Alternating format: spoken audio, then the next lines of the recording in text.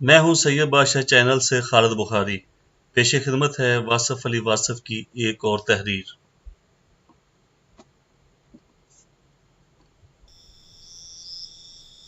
جب تک انسان چاندنی میں تھا اسے چاند تک پہنچنے کی تمنا تھی۔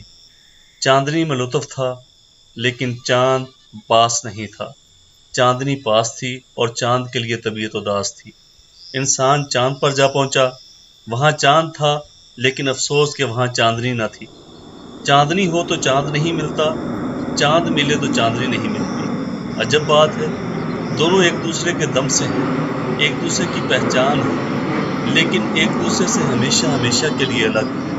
چاند محبوب ہو تو چاندنی اس کی یاد ہے، محبوب پاس ہو تو یاد پاس نہیں ہوتی، یاد پاس ہو تو محبوب پاس نہیں ہوتا۔ ایک کا تقرب دوسرے سے بودھ ہے، ایک سے وصال دوسرے سے فراق کا ذریعہ ہے۔ محبوب سے وصال ہو تو یاد سے فراق ہو جاتا ہے، یاد سے وصال ہو تو محبوب سے فراق ہو جاتا ہے۔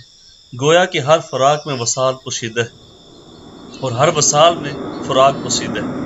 اگر عشق کو تمنائے حبیب کبریا صلی اللہ علیہ وسلم کا نام دے تو اس میں فراق کا ہونا لازمی ہے۔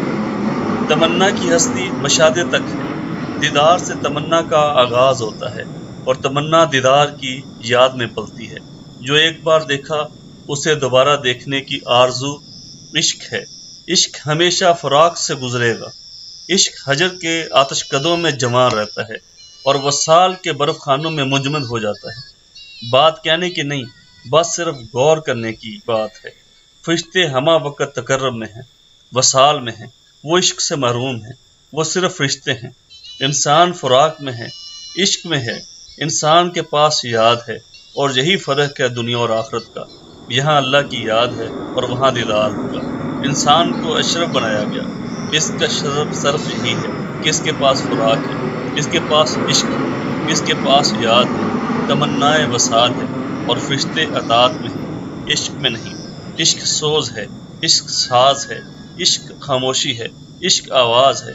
عشق میں حسن کا سب سے بڑا راز ہے، یعنی فراق ہی تو وصال کا حاصل ہے۔ دنیا کے عظیم شاہکار فراق کے کرشمے، رومیو جولیٹ، ہیر رانجھا، ششی پنو، سونی مہیوال اور اس طرح کے اور کئی دل نواز، دل سوز اور دل گداز واقعات درائے فراق کی جواں موجیں۔ محبوب کا سب سے قیمتی تحفہ اپنے محب کے لیے فراق کا تحفہ ہے۔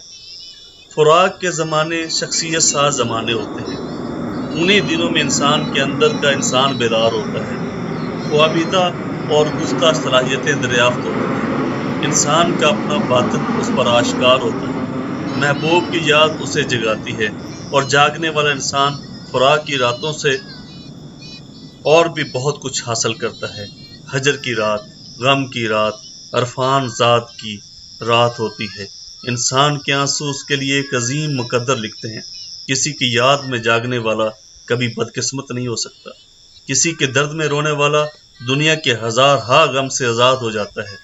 محبت کا سجدہ انسان کا ہزار سجدوں سے نجات دیتا ہے۔ فراق والے نالے نیلم شب سے آشنا کرائے جاتے ہیں۔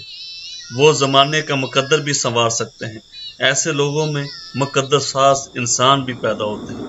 فراق آگاہی کا چراغ ہے، یہ جنون کا روشن ستارہ ہے، ذرے میں آفتاب کے جلووں کی دریافت ہے، جو کل ادراک ہے، قطرے میں کلزم کی پہنائی کا عرفان ہے۔